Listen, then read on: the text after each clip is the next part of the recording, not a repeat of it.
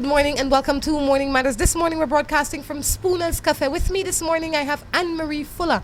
Anne, good morning, how are you? I'm good. Good morning to you, Rhonda. And tell me a little bit about yourself, where you came from, where you grew up.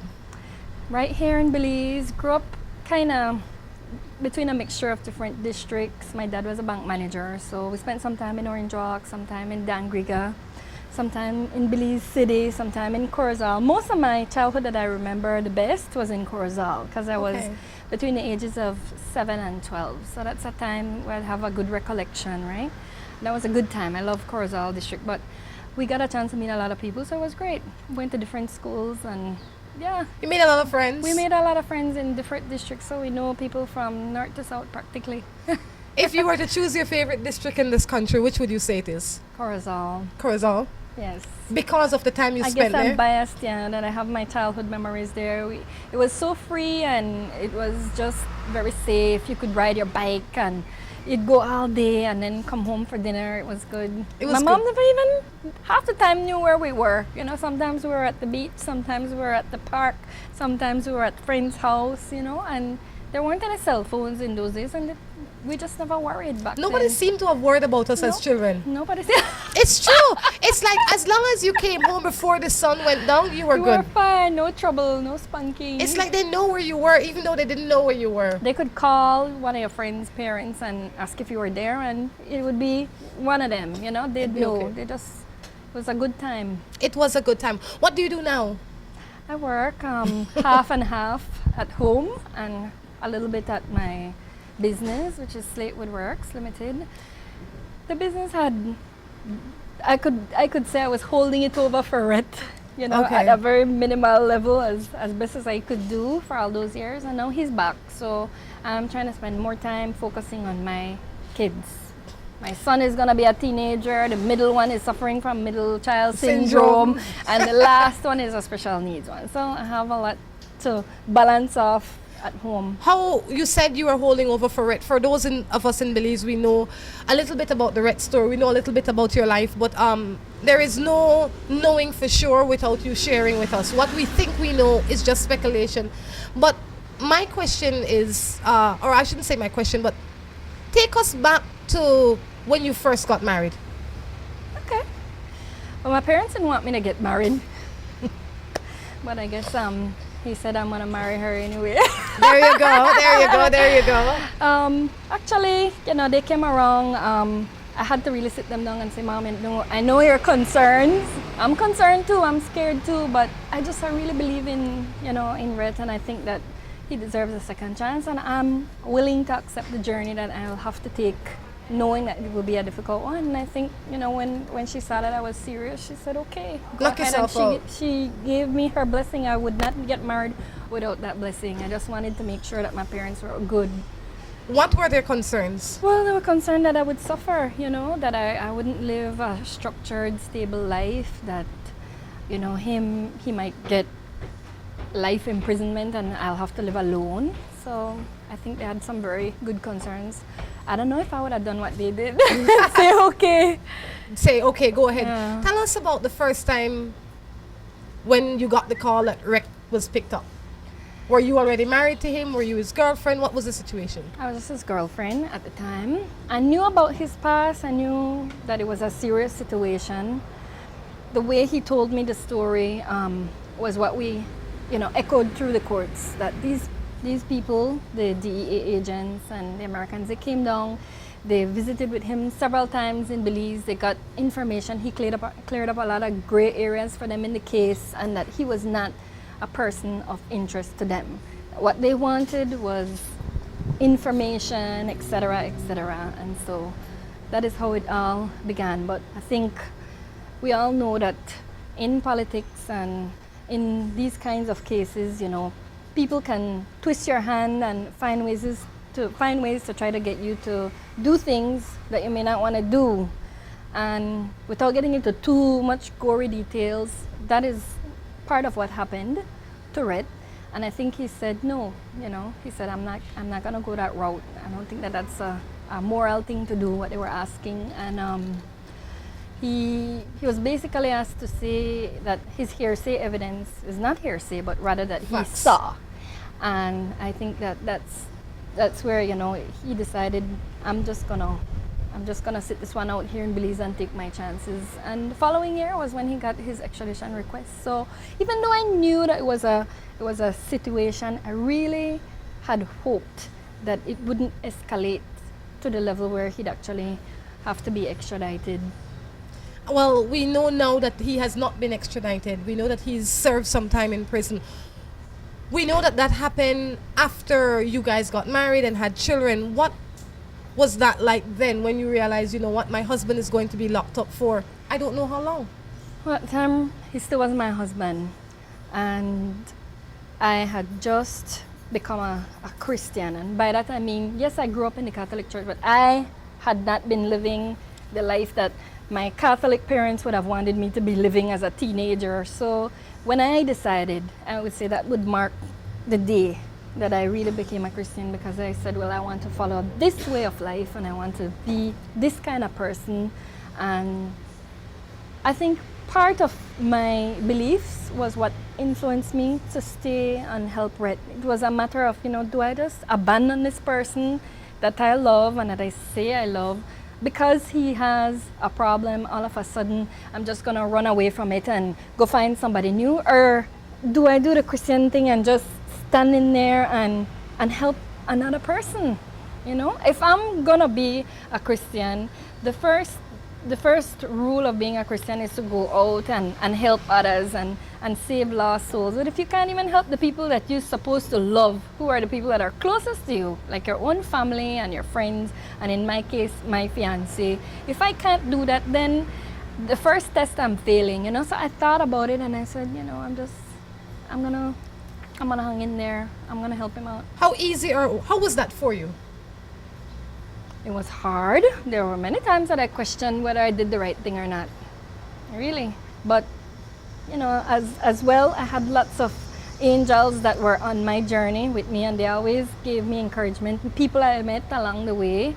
You see, if you keep yourself in the right surroundings and you stay among people who give you encouragement instead of bringing you down, if you seek the things of God, you will always find it. Very true. How was it for you explaining this to your sons or to your children? Is it all boys you have? 2 boys, the older ones, and 1 little daughter. Okay, how difficult was it for you to explain this to them, that Daddy isn't home today, but one day Daddy will come back? They're smart, Rhonda. I tried to keep this a secret. I tried to tell them, you know, their dad, when it first happened, and when I say when it first happened, I mean, I'm referring to recently, yes, in 2011, when he didn't win in court at the Privy Council level, and now we are married. So this is fast forwarding, yes, from 16 years to 14 years point in 13 years point, yeah, in 2011, and I have now these 2 grown boys who have good sense enough to know that their dad isn't around. They're not babies. So I wasn't so worried about my little daughter because she was very much younger at the time and she didn't really understand, and she can't understand what's happening. She has autism. So they asked for their dad constantly. And I told them that their dad was away working. And they said, where? And I told them, Placencia. I tried to seek the furthest place, yes, away. Yeah. And so John Paul said, and what is he working on? And I said, a project. And he said his boat. And I said, yeah, he's fixing the boat. Yes. And when he's done fixing the boat, then he'll come back.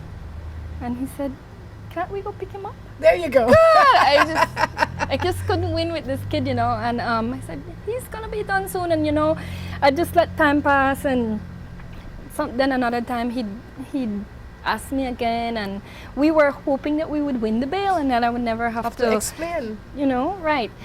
And it's not that I just wanted to keep it from them, for keeping it away from them's sake, but little boys get their self-esteem from their father, Rhonda.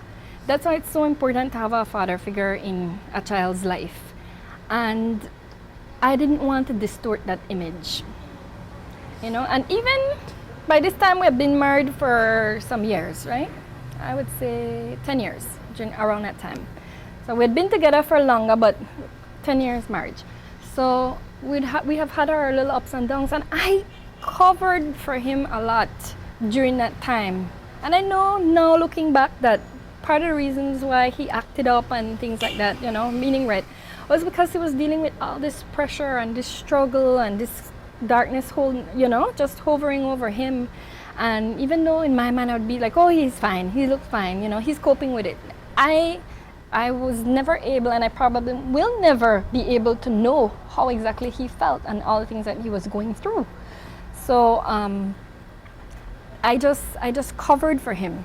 That was the best thing that I could do to keep my sons happy, to keep them, maintaining a good image of their dad.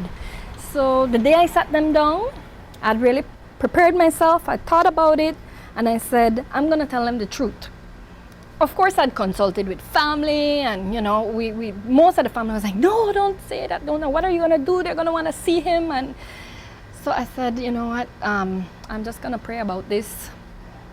And I prayed, and I asked God to just help me to have the words and help me to open up a door so that when I do, take them to see their father, that they'll be protected, that it'll be okay. And girl, God just worked it all out. I have to say that it was good. It was good. I told them, when your dad was a teenager, and you guys are going to be a teenager real soon, and you're going to see how hard being a teenager is, and how you long for acceptance, and you want to roll with the friends and things like that, and sometimes you just land up with the wrong friends in the wrong crowd. And I said, he got into some trouble, and the trouble got major, somebody died, and so and so and so and so. And they listened to me intently. Of course, I sat Jordan separately from the little one. I kind of shortened and condensed the story for the little one. But with Jordan, I had to be How old specific. was Jordan then? Jordan was 10. He's sensible. He's a big boy. I tell you, his 10 is like other people's 13. He asked me the right questions, and he's like, so what's gonna happen? And I said, oh, we're gonna pray. We are gonna pray. And he's like, Mom, did he do it? And I said, he was there, honey, and he was liable for what happened. We have to take responsibility, and that's why Dad is going through this process, because he is taking responsibility for the part that he played. But the charges that are on him are not really in par with the right charges that he should get for what happened exactly.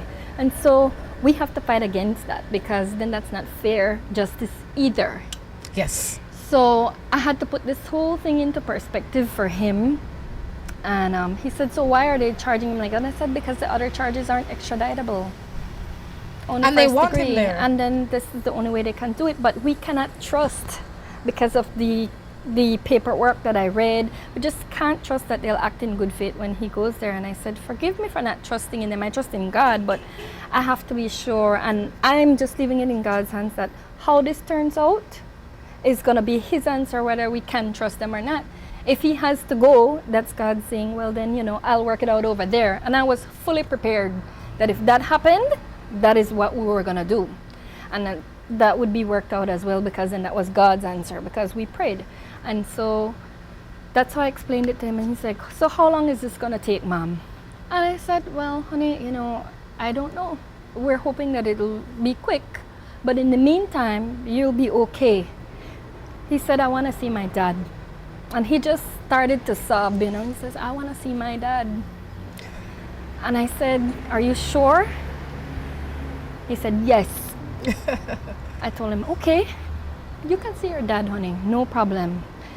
So I spoke to the superintendent at Colby, and these people are really reasonable people. Mm-hmm. And if they can see, that they're dealing with a family that's cooperative, I can tell you that they're gonna be very helpful. Okay. From my own experience, I have nothing but good things to say about the management there. So I spoke to them, and they said, Rex already working in the woodwork department, helping out with the shop. Why don't we make him meet with the kids in there at his office, in his work environment. That Very might be kind. more. That was a very That good was an gesture. extremely good gesture. Yes. She even offered, and this is Miss Tahira, she even offered if I wanted him to wear regular clothing that day, that it would be fine. She was very kind. She helped, just ease my anxiety a whole lot with her reaction. And of course, the Woods family, she consulted with them. Cisco arranged everything, and they were great. They were very helpful and kind.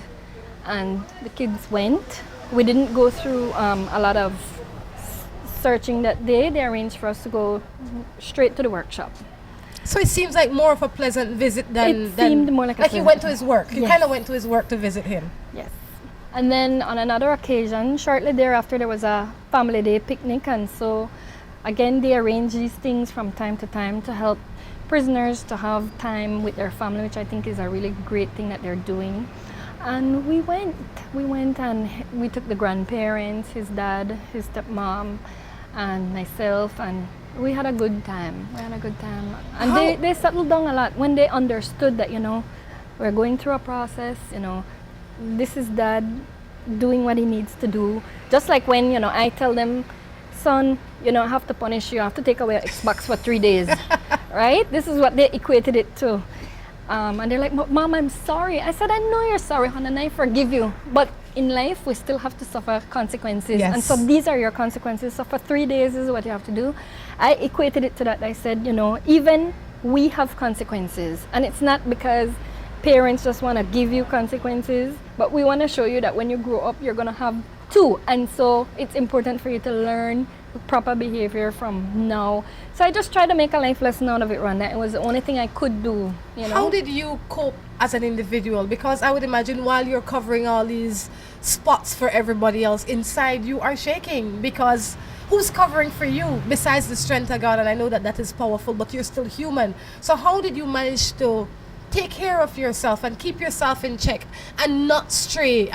Because I would imagine that there are lots of temptation. The devil always busy. They always said the devil busy. So I'm sure that within that time, those years, you had lots of temptations. You had lots of things that came to your mind or to your eyes and said, you know what? I could just put this aside because this seemed to be a better and an easier way at this point in time, especially since I don't know how much longer my husband is going to be here. What kept you steady? Good counseling, good family support. I have to give a lot of thanks to my aunt, my uncle. My parents live away, so they're like my other parents. They are my godparents too. And they really just have been there as kind of my accountability.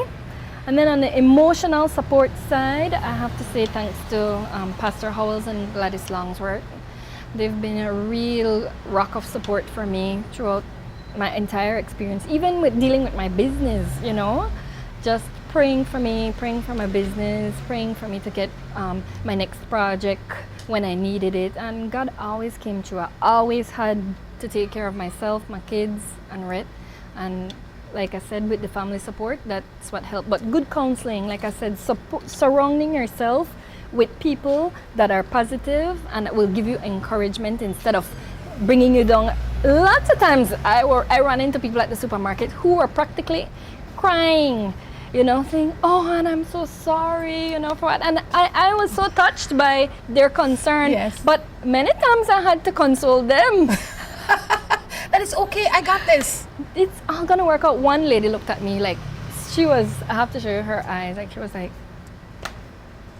was so stunned. She just looked at me and I said, it'll work out. Trust me, everything will be okay.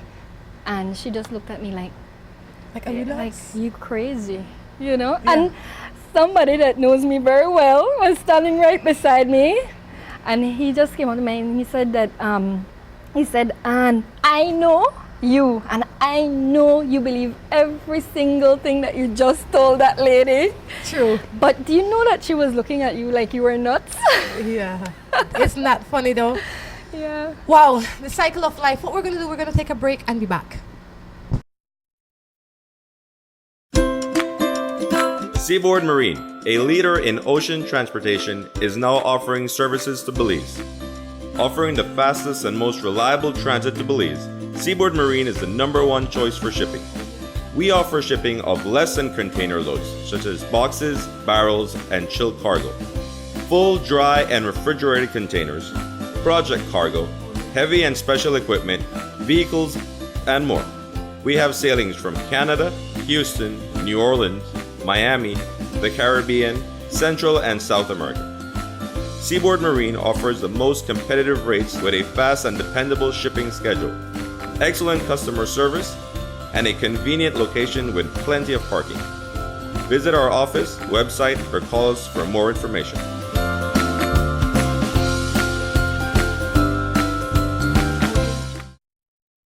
With the high cost of fuel these days, every fill-up can be a curiously scary experience. Rising gas prices have transformed to the point where it feels like it can cost you the shirt off your back. That's why we created Lucas fuel-saving motor oils. Their special additives increase compression and minimize friction, improving fuel mileage. With Lucas, you'll keep from losing your shirt, or even worse.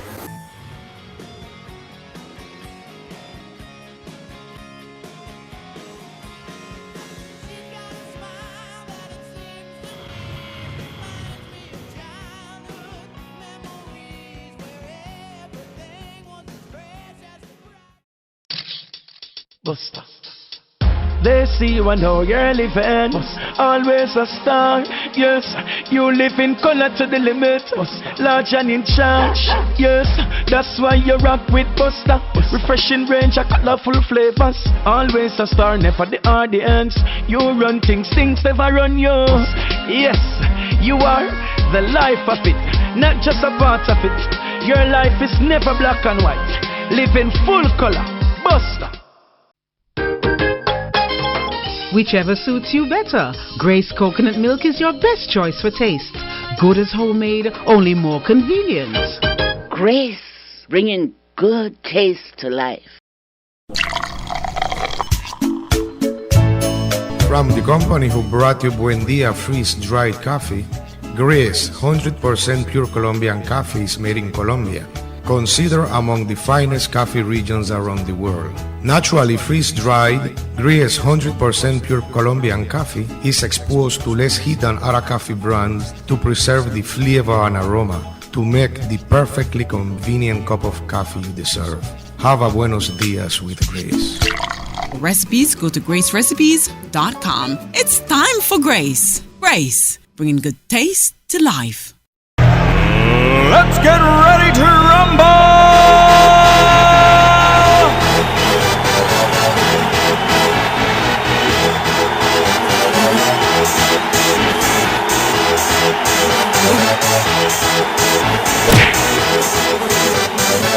Y'all ready for this?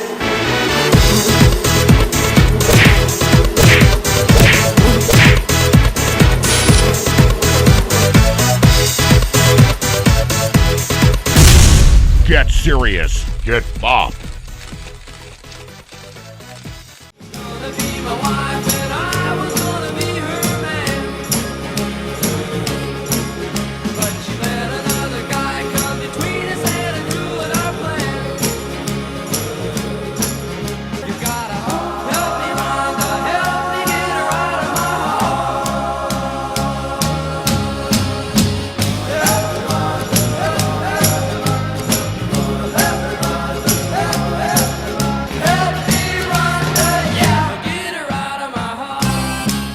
Welcome back to Morning Matters, and sitting in with me this morning. Anne, how you doing? I'm doing great. I see you took the opportunity to get yourself a cold drink. Why not? We're at Spooner's. That's right. That's right. This is one of the cooler places to come all day, any day. Even though it's a nice morning, a nice warm morning, it's got It cool is. breezes. It does, doesn't it? Well, let's jump into some matters. People are out there waiting for their matters to be attended to, but I remember this matter from a few days ago. I might have deleted it because most of the time once we've answered the matters, we delete them.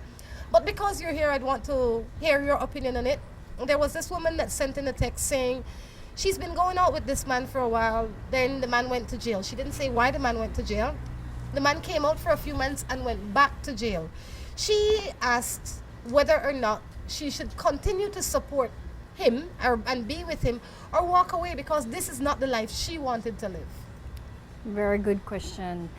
I think she needs to evaluate certain things first. Are kids involved? Is this the person that she wants to spend the rest of her life with? I think even though she didn't mention what he did, she needs to, because she knows what it is, she needs to look at that scenario and decide whether or not she believes that this is something, a behavior that is just a repetitive behavior, that, you know, he's just allowing himself to get addicted to this behavior, this negative behavior, or if it's truly a matter of him trying and just really just falling down, you know, and just needing that extra support and that extra help to stand up. I think those are some questions that she really needs to ask herself. But if all of that is, you know, oh yes, he's just really trying, and yes, I have kids, because that really matters to me a lot. You know, I think that when kids are involved, you have to think a little bit less about yourself and start, you know, thinking about how important a kid is and how important having that father is to that kid. So these are questions that she needs to ask, and if all of those are so, then she needs to really get some counseling for herself, because if you're drowning, you need to put on your life vest first before you can save somebody else. She needs to get that counseling for herself, maybe you know, join a church group or get with a good pastor, like a good Bible-based place that's going to give her good encouragement, good advice, and really do the work, you know, do the work. And you were probably in that position 16 years ago when you've got that phone call, when you were not physically attached to this man in at all. Only your emotions were attached to this man. You didn't have children with him, you weren't married to him, he was just your boyfriend then. Why didn't you walk away then? Like I said earlier, it was a matter of, you know, asking myself, I've just decided to embark on this Christian journey. Am I gonna walk away from the person I love because he had a past that he's trying to better himself from, you know? And from what I have seen and from the man I knew, he was definitely somebody that had turned his whole life around. So I looked at him from the big picture.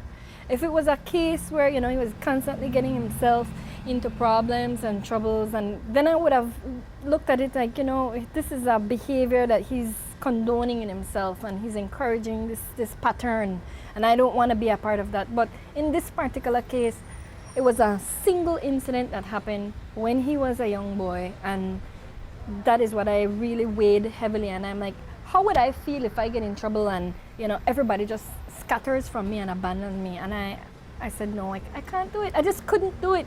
What has that done for your relationship? You standing up and being there, what has it done for your relationship over the time?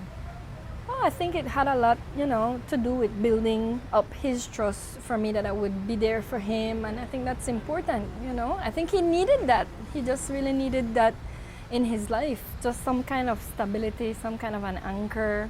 And I can see that he's really grown and just become a wonderful father and a wonderful husband and a wonderful person all around, you know. He's a great boss, all his workers like him, and he's just a likable guy. And I would like to think that, you know, just being in a good, strong relationship has helped. I mean, whether it was me or anybody else, just a strong relationship always helps people to be better. That is so true. I remember when I first heard it, I thought, but he's such a cool guy.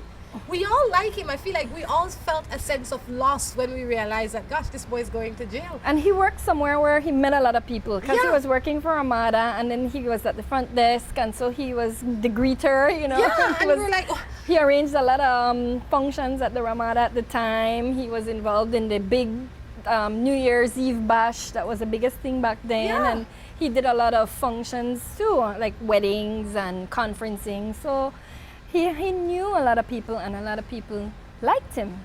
I think a lot of people were praying for him. I think so I too. quietly or out loud, and I think that definitely had something to do with it. Had to. Let's jump into some matters. If you were with your husband for 8 years, and when he drinks, he's a different person, meaning he gets violent with me, and he hits me. Now that I have made up my mind to move on, now is when he is saying that he will change and start to go to church. What am I to do? Stay on your course, let him do the work, become the better person, and win her back. Go through the process. I don't think that she should change her mind on the course to become a better her and maybe create a better environment for herself and her maybe kids that she probably has, I think she should stick on that course, because then if not, it's just an ace that you're always going to be playing just to try and get him to change, and he's only going to change in that moment. Afterwards, he's not going to take her seriously. She needs to say, I'm happy for you. I'm glad you decided that you're going to do something that's better for your life and yourself. When you have accomplished that, I am going to be hopefully right here waiting. Don't take too long. There you go. I like that. I definitely like that. This guy tells me a lot of lies that he's sleeping at his mother, but I think he's definitely cheating. What am I to do? One of the things I learned a long time ago was it's better to live in the truth than to live in a lie. And so if you want the truth, if you really, really want the truth, then go and find it, you know? Don't be so, do some private investigating of your own, you know? I'm not saying, turn into a sneak, but you gotta do what you gotta do to protect number one. Because if you're unhappy, everybody else around you is gonna be unhappy. Your kids are gonna be treated bad, and he's gonna get treated bad every day, and that's gonna further weigh down your relationship. So you need to find out the truth, whatever means that's gonna take. And I don't mean encouraging all your friends to come and bring you stories. I mean solid information, something that you can act on, something that if it's a photograph, whatever. Even that they might say it wasn't me, but you need to be sure, you need to find out the truth, get to the bottom of it, and then you need to have the courage to look at that truth and say, you know what, even though I'm going through this, it does not define me. And a lot of people want the truth, but when they get the truth, it's just like they didn't get the truth. They push it in the garage and they lock the door and they continue to live the lie in their head. That is a choice. Yeah. That is the wrong choice to make. And a lot of people do that. So I said, just like you say, when you're looking, make sure you get the truth and make sure you're prepared to act responsibly once you get the truth. I think so. I think finding out the truth is one step. It's okay to mourn the truth. Once you find the truth, mourn. Mourn for the life that you wish that you could have with this person. Mourn for the better person that you wish that he could be for himself. Mourn for the dad you wish that your kids could have. That's okay to do, because that's all part of healing. But after you mourn, pick yourself up. Go to the mirror. If you have to talk to yourself and say, you know what? And you deserve better than this. So true. You really do. You deserve to have somebody that appreciates the work you do and that can reciprocate that love back to you. Doesn't have to be, a millionaire. Could be the simplest man out there, but that he works, he looks after his kids, he is focused on the family. And that's what you really deserve. Don't ever accept anything less than that. It's not to say if you see someone struggling with a behavioral pattern that you're not going to help them, but there's a way to help them. It's not by badgering, it's not by yelling, it's not by screaming out, all their errors all day long.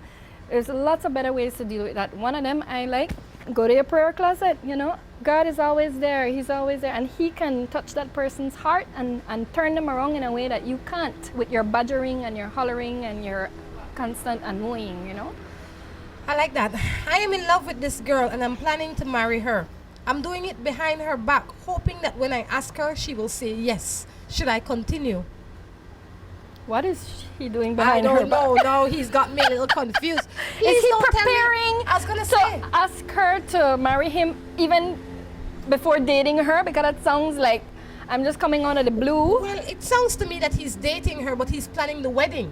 But he's planning the wedding. I feel like that is a very bad idea. I don't know. I agree. To plan a woman's wedding is a very, very tricky thing. I mean, some girls might go for that, but I think that many girls would want to definitely be involved in picking that wedding color. It's their day. It's their dress.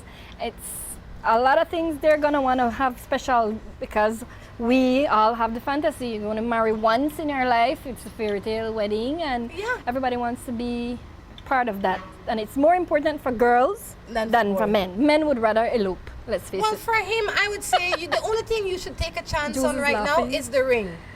Yes. Take a chance on the ring. That is a minimal investment, and it's a better decision than going the whole 9 years and says, oh, you're going to get married at Black Orchid on this day, at this time, and these are going to be the people involved. No.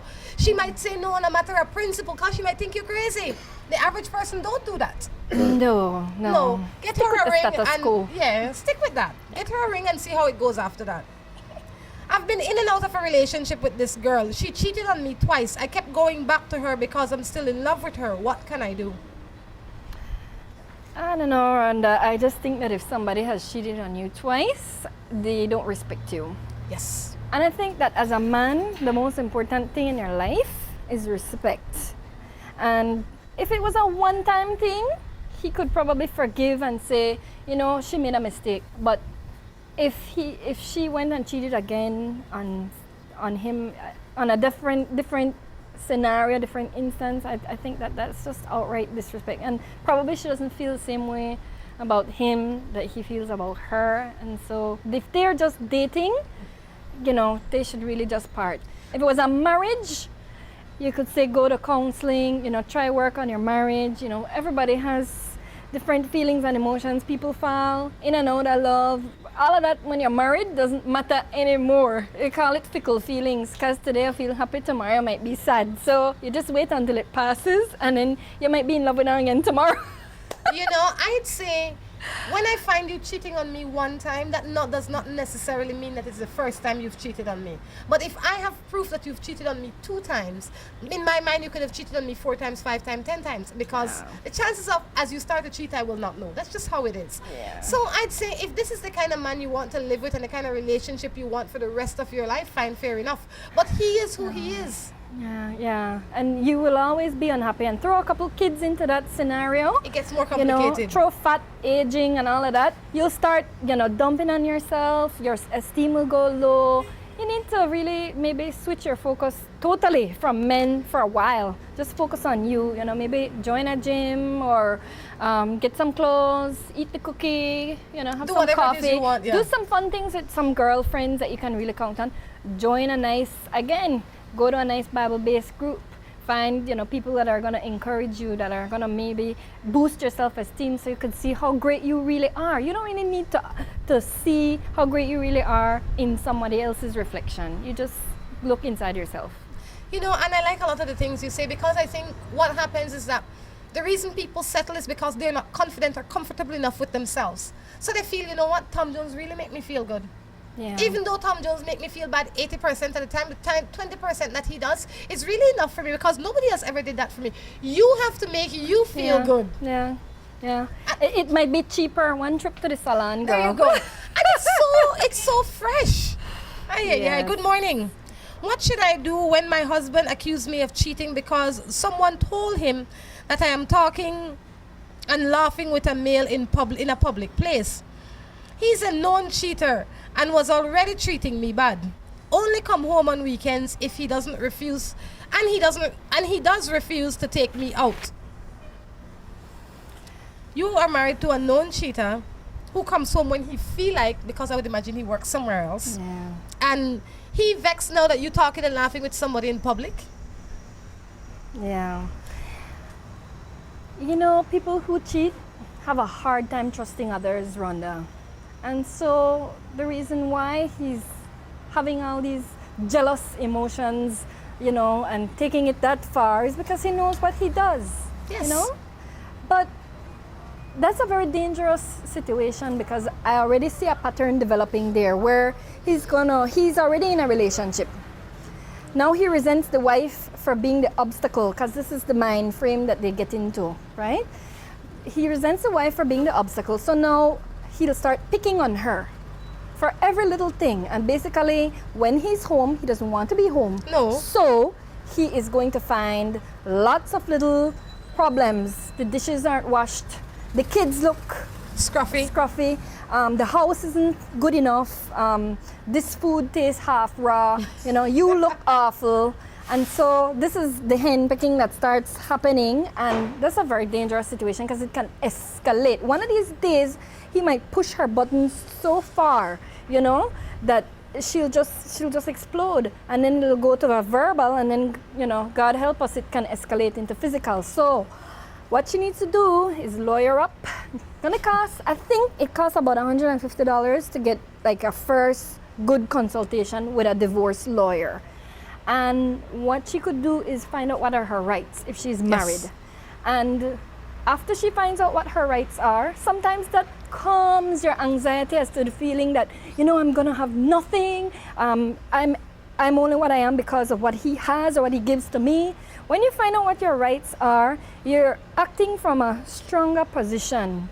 And I think this might be a definite situation where maybe not a divorce, because I always say that's a last scenario, yes. you know, but a divorce lawyer can counsel first and tell you, you know, maybe you should get a legal separation or just separate. It doesn't have to get legal at that point, at that early stage yet. Get out of one another's faces because you're irritating each other, and try to find some stability on your own for a little while. If you feel you need the legal separation or support, some husbands feel so guilty that they'll pay all your bills anyway. True. You know? It's like a break for them. Especially if she can get a little proof, because sounds to me like she knows for sure. Yeah. Having a little proof would be a good idea, and she can say, you know what, this is my limit right here. I'm not going any further than this. I think we need to separate. He might resist and not want to, but you know, she needs to change the locks, put her foot down, whatever. He needs to be put out. I don't care if it's his grandmother's house, his mother's house she lives in. That is her marital home, and she actually has the right to stay there. So that's one right that she needs to know. The second right is that he has to give her a stipend, and he has to pay for all the kids and all the bills. And you know, I like when you said they have to, women or men, depending on who's the one suffering at the point in time, first have to go and get, they have to know their rights. Because when you don't know your rights, you panic. And you live in with all this fear in your head. But if you know your rights, then you can relax and you can act more confident. You can act in more confidence because now you know what will happen. You don't say, gosh, you know, I have to start saving $50 or whatever the case is. She might have to get a job. She might have to bring in her family to support her in order to maybe take care of the kids when they get home from school or something. But all of that can happen if you know what your course is and you speak to your family about it and you say, this is what I've decided to do. Then once you make that decision to go forward, it doesn't mean that you're going to lose your husband. Sometimes separation is the way to win your home back. That is some serious gambling you're on there, and that's some serious gambling. But I have to say, or this is my question that I would ask, why is it that you know that your husband is a habitual cheater. Why do people wait until the camelback almost broke before then decide, you know what, I don't tolerate this anymore? Why when the first time... I call it people, I call it women. Oh, well, a lot of women, and a lot of mostly women, they wait until just when the freaking camelback one broke, that when they start to panic. Why not in the beginning say, look, Tom Jones, you can't treat me like this. This behavior is unacceptable, because I think once I've allowed you to treat me like that for 5 years, 10 years, guess what? You think he okay, I think he okay, this is the way of life. Rhonda. So all of a sudden now you want to cry like Chicken Little, the sky is falling. Why? Well, you see what happened is that women will always try to make things work for the sake of their children. For the love of a child, what would a mother not do? True. And if they could try to stick it out as long as possible, you know, just so that this child could become as grown up as they possibly could grow up and become as stable. But you know what? I always like one thing that I heard Dr. Phil say, it is better to be from a broken home than to grow up in one. Yes. And so when you think you're doing your kids a favor, you're actually just destroying them, because you are showing them that this dysfunction is normal. And so when they grow up, you know, they will do the same. You have to stand up and say, you know what, son, Dad's behavior is unacceptable, and I'm not gonna allow you all to be exposed to it anymore. He needs some help. He needs some counseling. Maybe someday he'll find it. Maybe someday he'll get it. But you all deserve better than that. Yes, we all deserve better than that. We all deserve better than that. We deserve to have a home that's stable, that's calm, that's safe. Exactly, and respectful. Because when he comes in and out, you know, God knows what can happen, because they're not on the same page like the rest of the family. And so when they come, it's just like, throwing a crowbar into a fan. But not Just only everything that, just when they goes come up in- home, they bring, besides the anger and the quarrel and the fight, they bring diseases. They can bring diseases to the home. So I'd say, if you're in a relationship where it is dysfunctional and your husband or your wife is cheating continuously, separate yourself from it as quickly as you can. And like you said, maybe they'll come around and maybe they won't, but in the meantime, you're not going to be caught up in a hurricane. Yeah, it's frightening, it's scary to do, but get the valise out, get some family member you could trust, pack the clothes, have some people there, change the locks if you have to, and say, you know what, I'm sorry, but you can't come here anymore. This is no longer your home. And you said it's some serious gambling, but Rhonda, even if he doesn't come back, the fact of the matter is that you're saying to yourself and your kids, we deserve better, because I don't want to go back to that. Yeah. I might in the future have him back, but hopefully it'll be a better him. But even the absence of him is better than what we're having back there to deal with. Very much so. You never lose when you go It's a forward. win-win. It's a win-win. It's no longer a gamble. It's a possibility that he might come home. And I could tell you that a higher percentage of them do come home when you go through this process than the ones that you just stay in that dysfunctional. You live miserable forever You then. just live miserable forever, and sometimes you still end up losing the spouse for good. And because the last thing they remember from you is this dysfunctional wife that just sat in that dysfunction, they don't respect you either, and so they don't want to go back to you anyway. You have given them nothing to come back to. You've given them nothing to come back to. Exactly. They want to be around somebody that believes in themselves. That's right. On that note, we're going to take a break and come back with our third and final segment.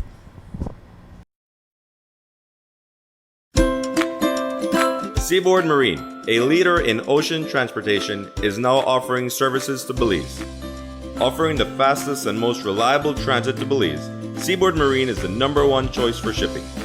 We offer shipping of less than container loads, such as boxes, barrels, and chilled cargo. Full, dry, and refrigerated containers, project cargo, heavy and special equipment, vehicles, and more. We have sailings from Canada, Houston, New Orleans, Miami, the Caribbean, Central and South America. Seaboard Marine offers the most competitive rates with a fast and dependable shipping schedule, excellent customer service, and a convenient location with plenty of parking. Visit our office, website, or call us for more information.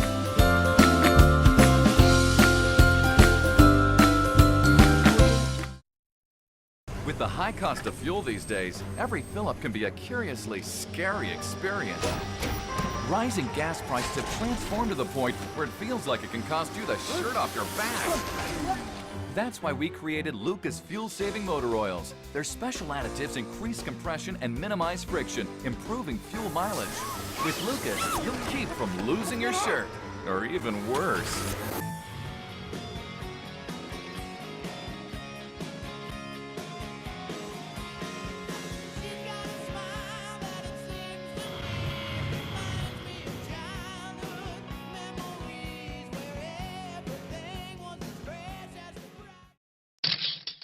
Buster. They see you and how you're living. Always a star. Yes, you live in color to the limit. Large and in charge. Yes, that's why you rock with Buster. Refreshing range of colorful flavors. Always a star, never the audience. You run things never run you. Yes, you are the life of it, not just a part of it. Your life is never black and white. Live in full color. Buster. Whichever suits you better. Grace coconut milk is your best choice for taste. Good as homemade, only more convenient. Grace, bringing good taste to life.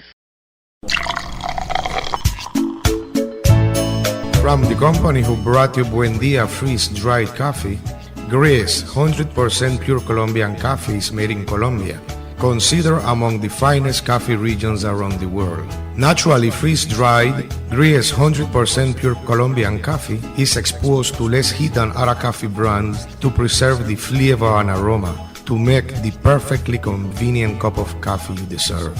Have a buenos dias with Grace.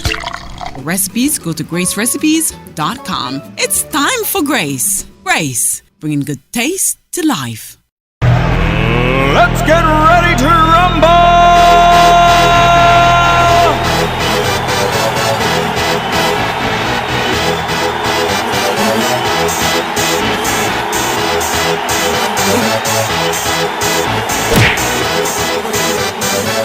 Y'all ready for this?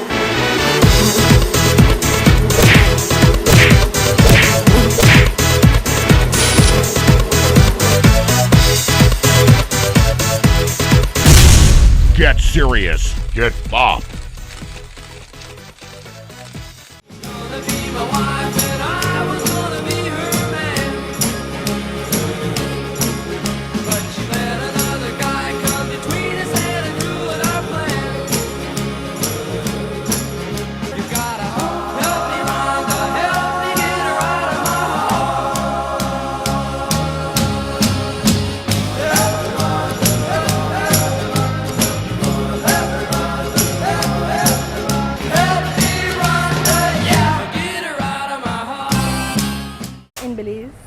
Welcome back to the third and final segment of Morning Manners, and I have to say it's been so much fun having you in here, man. You help me to see things a little bit different. You kind of calm my haze.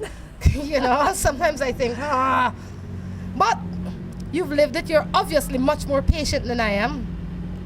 I guess that's the power of God, though. Yes. I mean, a lot of us think that we have, a lot of us, I shouldn't say think, but a lot of us are exposed to God, and we have God living inside of us in our own way. But we interact differently with Him, and we get all different results, because as patient and quiet and timely as you are, I'm thinking, sometimes I think God is asleep. I think, God, wake up. I need you now. Yeah. But He's working just not in a way that I want. I have to understand that sometimes. Do you think that you would have been able to pass this time had you not given your life to Christ while your husband was in prison? No way, absolutely not. First of all the counseling that I had would have been absent. And definitely I would have suffered more depression. Maybe as a depressed wife, I would not have been able to function as well for my kids, and I would not have been able to support him. Maybe I would have brought him down more than, boost him back out. So no, absolutely not. Absolutely not. I'm going out with this girlfriend for an year, and now she told me that she needs some space and some time to heal. And a week passed that she wants to take it up back with me. What should I do?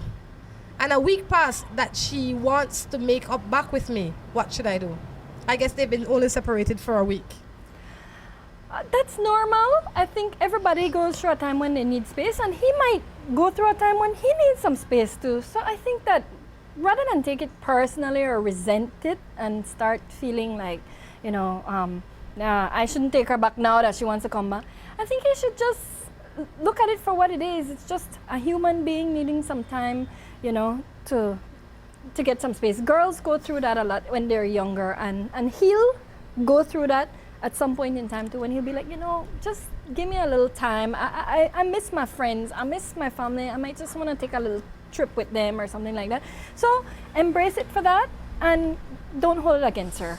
And this seemed to be not even much space. A week is a very short time. Yeah. A week is like almost no time at all. What he could have done was taken it as an opportunity for him to connect back with his other friends too. How would he feel if his friends go like, oh, he was gone for a whole year, going out with Miss So-and-so, and then now he want to come back and be friends? Yeah. That's not how friends think. So, think of it in the same way, that this is my girlfriend, and, she needs a break. She needs a break, and I'm there for her when she gets back from her break. There you go. I think, though, break has to have limits, because I don't see myself dating somebody in a serious relationship. Let's say I am 40 years old or 30 years old, and then he comes to me and he says, oh, I need some space. And that space doesn't have, when you say you need space, it has to come with some rules. Yeah. Because other than that, it's like breaking up. It's like, if you say you need some space without any rules, then I would call it a separation. But if you say, I need a month or 2 months, and this is the rules that we're going to live by within that month or 2 months, then I can deal with that. Yeah. But if it has no rules, and you can see who you want, and I can see who I want, and we can pretend single, then you're better off being single. Yeah, true. Very true. This one says, what to do if you have a boyfriend I really love. He is 7 years older than me, but I have to play hide and seek because I am afraid my parents will not like him because of the age difference. I'll be 18 in 4 months. Girl, you're not even 18 yet. So you're 17, 7 and 7, 14, and you're dating a 24-year-old man. Oh my Lord. Well, you know, you shouldn't be playing hide and seek. You're 17 years old. The chances are you're probably still going to school. And he's a grown man. Your parents have reason to be concerned about this relationship because the average 17-year-old should not be dating a man that's 24 years old. And what kind of man would date a 17-year-old? It's okay for him to date the 17-year-old. I'm not necessarily, she's almost 18. I'm not necessarily so worried about that part. What I'm worried about is the sneaking around that he's encouraging her to do. He's not going about it the proper way. True. You know, it's possible for somebody who's older to have met somebody that they feel have the same maturity level and that they just really like. But gosh, being a man with responsibilities and a job and all of that, you'd think that he'd say, you know what, let me go and meet this girl's parents and let me just ask them if I could date her, take her out for dinner, bring her back home. You know, I just want to get to know her. That's different. What he's doing is encouraging her to really go behind her parents' back and go against their wishes, and I totally disagree with that. You know, if he would more be, I don't like the age difference at this time in her life, simply because I have a daughter that's going to be 17 very soon. And I would be very upset that she had friends that were 24 and 25 and 26 coming around the house or coming anywhere near her, because I would imagine that they have too much experience. And their focus is a lot different. She's a little girl. Yeah. Even if it wasn't my daughter, any little 17-year-old is a little girl. If you had that age difference when you're 30, you can date somebody 7 years older than you. When you're 40, when you're 25, but when you're 17, 18, the difference then is so big. It's like, you remember when you're 5 and somebody that's 9 is a big boy? Yeah, it's true. When you're in standard 4 and somebody that's 2 years older than you in standard 6, he's such a bigger boy. Yeah. You know? So, and I think that is the same idea that exists when you're 17. That man is a man. Yeah. He have a job, he working, he can go out and drink and party and have fun. What is... She might still be a student. See, in my case, Rhett is 7 years older than me, and I met him around that same time, but I was already working. I owned my own car. I was paying my own loans. I was... You were an adult. I was already doing adult things already. Yes. And the difference is that, you know, my parents knew him, and so he was home. You know, we went out, but they always knew where we were, and it was a we thing. So that really makes a difference, I think. You know, it's based on the individual child. I graduated very young, so I already had a job by the time I was 17, my first job. Yeah, and that's okay if it is okay then, but like you said as well, times have changed. If you have a man that's allowing you to lie and allowing you to sneak around and be deceptive, it's because his intentions are not good. They're not good, right. He just wants you for a good time. That's right, and the parents know this. She should listen to her parents. Thank you. They really have her best interests at heart. I think so. It says when you... I would volunteer Rhonda, also 6. Okay. That's not one for Morning Matters. Morning, I live with this man for 5 years and now he find another girl and we have one baby. What am I to do? I guess he find the other girl when he is with her. What can she do? He's already made up his mind, you know? She has to move on. She can't share him. That's not healthy mentally, physically. That's a no-no. You know, she's got to look at the situation, mourn it again. You know, it's okay to cry, it's okay to feel bad for what's happened, but you need to move on. You gotta pack your chops and move on. Why? Because what are you gonna do? If he decides to come back to you now, maybe in a year he'll find another girl, and then he'll give that girl a break, and then he'll find another girl. You'll be like home base. You'll be like just the place that he can come to when nothing else is happening. The hotel. Yes, the hotel. So you don't want that, like you said, you don't want that your children to see that as the way to choose a spouse. Yeah. I know it's hard. I know it's easier said than done, but trust me, you just need to move on.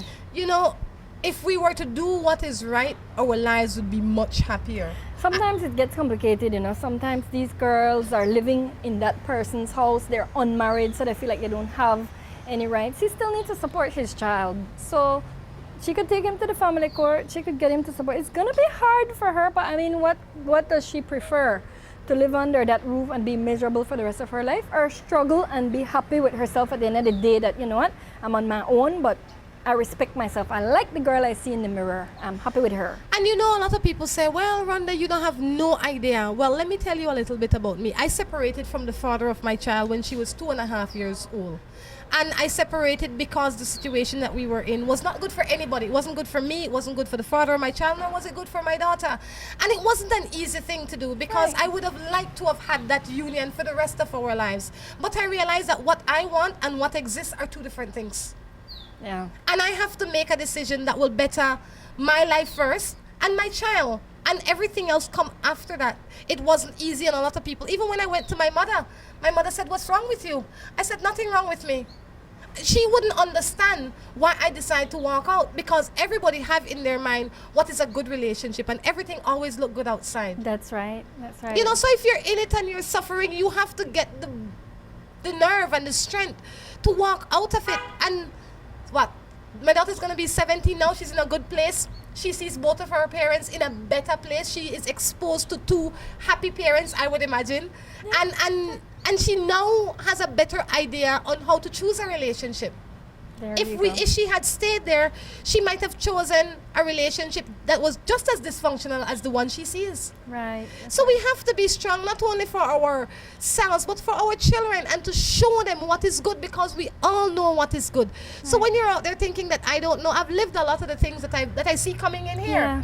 That's right. You know? And it's not to say we're promoting separation or divorce or anything like that. It's just that every situation is different. Yes. And there are times when you need to give it a try. Yes. You know, when, like I said, you're married, children are involved, you can get counseling, but if it's a situation of boyfriend, girlfriend, and you can't walk away, you know, do so. Make sure they take care of your kids like they should, and that your rights are intact.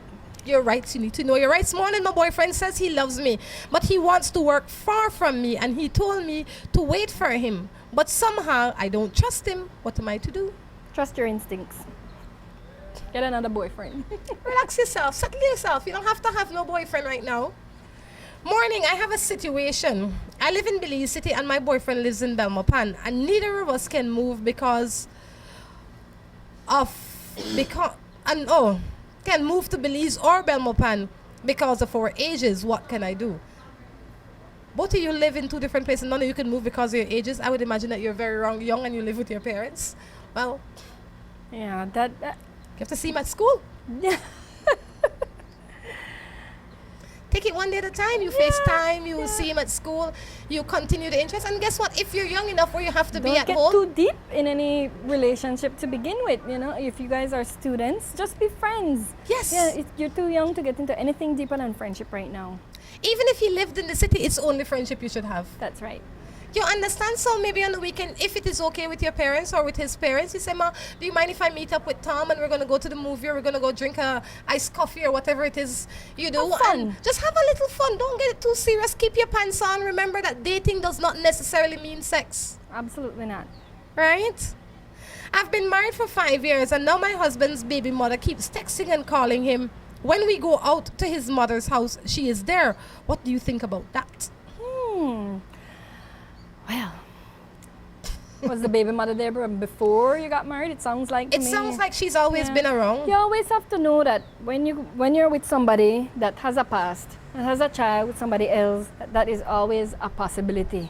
So you can't act like you don't know that it was going to happen. I would say, let's set boundaries. If I'm with somebody and I know, oh, you have a child with somebody else, okay, I don't want this to become a problem. I know you have to support your child. She should agree with him supporting his child, but it should be a matter of her coming to both of them, not just to him all the time, because then every time she needs something, she could be taking from the plans that the wife and the husband had for their finances.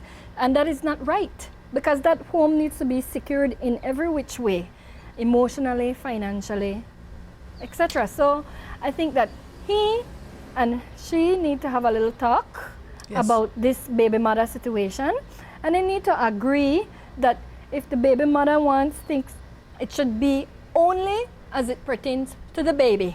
Yes. And that's it. And that it should be with consultation, and it should be done openly, not behind her back. But I think a lot of times why that happens is because the new wife doesn't approach the situation correctly. From the beginning. From the beginning, she doesn't take control of the situation. She badgers the baby mother. She talks about the baby mother. She don't like the baby mother. So now that becomes a problem. When you are dating a man that has a baby mother, from the beginning you have to establish a relationship with the baby mother, because the baby mother will be a constant. Be a part of your life, because the baby will be a part of your husband's life, as it should be. So this is the attitude that you should have from the beginning. Yes. That, you know what, this is your baby. I want to make sure that you do the right thing for that baby. Yes. But you see, a lot of women don't have that attitude. I agree. They start off with, oh, well, I don't want to have nothing. So then the husband has to go behind their back, because which dad is going to really do that intentionally? Yes. I mean, I know they have some scum, but out there they have a large, percentage of them who still support their child from before. And you can't just, railroad that. You have to work with him together. And you see, everything starts from having a good heart. If you start from the position of, I'm going to love that child because that child is innocent and it has nothing to do with me. Even if it's a child, I dare say, born out of wedlock. You have to remember, as a wife, if you take back your husband, you are taking back all the luggage with him, and you have to make that choice if you want to go that route, or you're just going to stay divorced, or you're just going to stay separated, or whatever be the case. So you have to remember not to punish any child, because children are innocent. But she's not punishing anybody other than herself, because she's the one with the most pain now. Right. When she see the woman, she all vexed. Take control of the situation and treat people with respect. So when you see the baby mother, if you go to your mother-in-law house and the baby mother day, morning Jane, how you doing? You Mind take you, control. Rhonda, not every baby mother is the reasonable type. No, right? that is not your responsibility. There we that go. you're not your. So you be the best person as you can. That she can, but she may not. Let's face it. Have a relationship with the baby mother, because the person might just not be the kind of person that she can have too close to her. She might have to treat that person with a long spoon, say, you need so-and-so for medical. I will discuss it with my husband, or the husband will have to tell her, I'll discuss it with my wife. We'll see what we can do. And this is the way that it's going to have to be approached. But that's a very common thing all over. Everybody has, a lot of mixture in the family, and so starting with the right attitude. The right attitude is important, and you taking control. Because when you don't take control, it controls you. Yeah. And you can't allow for that. I know we're wrapping up. I know Morning Matters is coming to an end. But before we close, I'd like to ask you this. If you were to do it all over again, if you knew then what you know now, would you have started to date 17 or 16 years ago? Yes. I learned so much on my journey, and I'm still going on my journey. And I think it's made me a better person. Yep. Is there anything that you would have done differently? The only thing that I really say it hurts my heart is that I had to have children go through it with me. That's the only thing. But even that, Rhonda, I think it's made my kids stronger, more resilient. Rather than try to shelter them from the world, I'm sort of handing them the world and say, this is how we have to cope with it.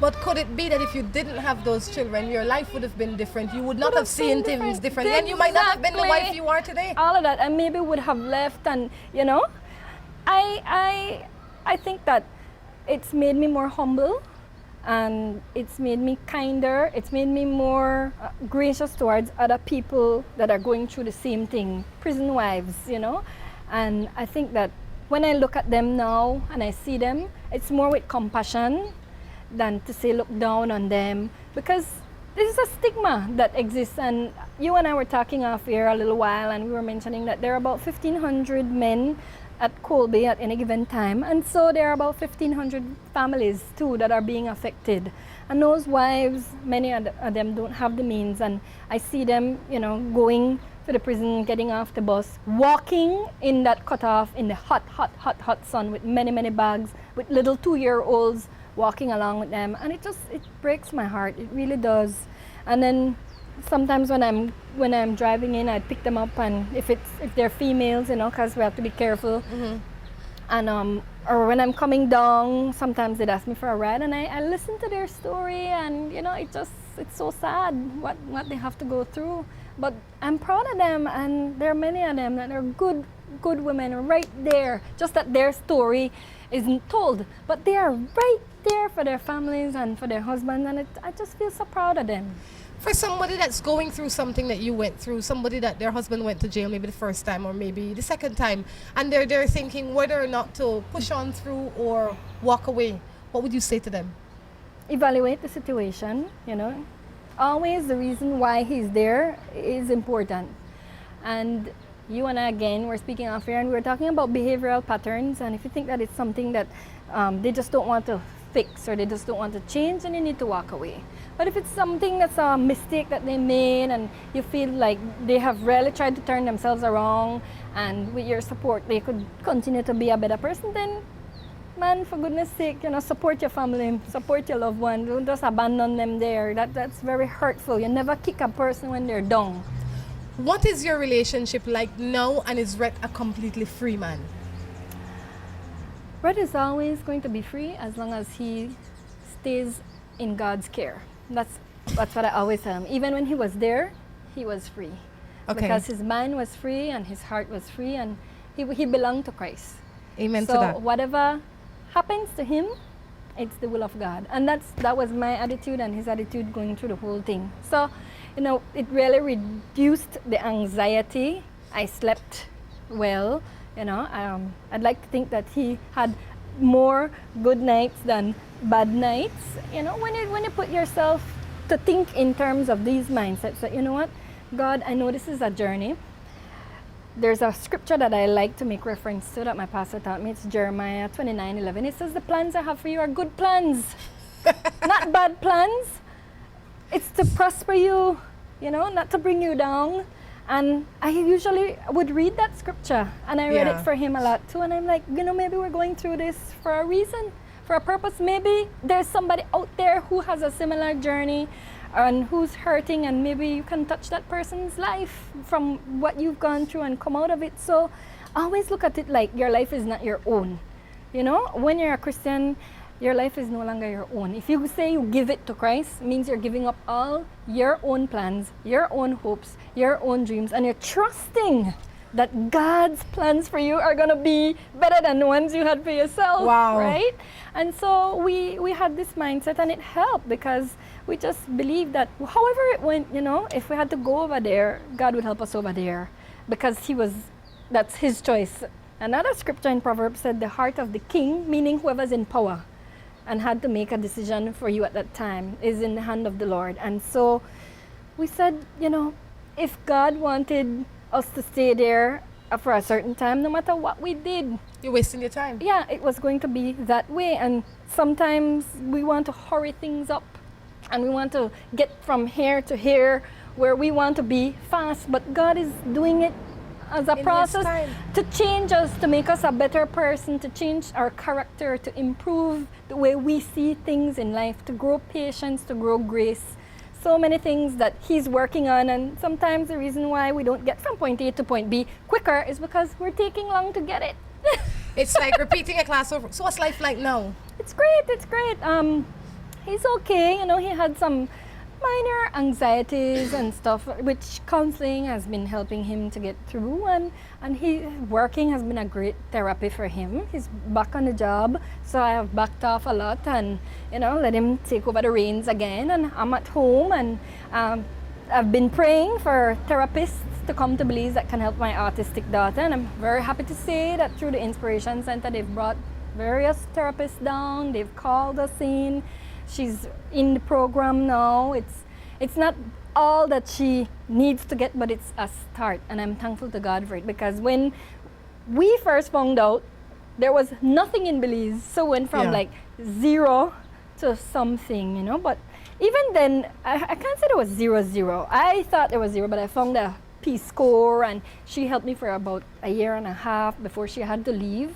And so there's always a little someone along the way. Then we found a good school for her at Teach Me. Miss Mariana Shabat is the principal of that school, and she's just been so amazing with Gabi taking care of her, taking her on the one-on-one, and very good caretakers there. So like I have to say that all along the step of the way, there's been some kind of help. Maybe it's not everything that she needs to get, like what she would be getting in the States, but it's what, you know, it's available. It's what's available, and it's better than nothing, and she's doing great. She's learning to swim, and she's very active, and she's very smart. She's helping herself now a lot more with getting the day-to-day stuff that she needs to get done. She's understanding. She's trying to say some words. She's 6 now. So I'm very happy for that, and I have to say that all of that is God putting the pieces of the puzzles, or the things that I wished for, dreamt for, hoped for. He's putting them all together. And I have to say thank you so much. You are definitely a rare hope for a lot of people out there. Thank you. Your story today, I am sure, helped a lot of people to see things a lot different. And it's sometimes just a matter of perspective. It's just how we see it, how we think about it, that makes the world a difference. True. So I really, really thank you for stopping in this morning and sharing your story with us. Maybe in the future we can catch up again and do something else. Maybe the next time we can talk about just life. Anytime. So thank you so much, guys. Until next time, I encourage you to take care of yourselves and each other. This is Rhonda Crichton along with And Fuller. saying goodbye. Bye. Gonna be my wife and I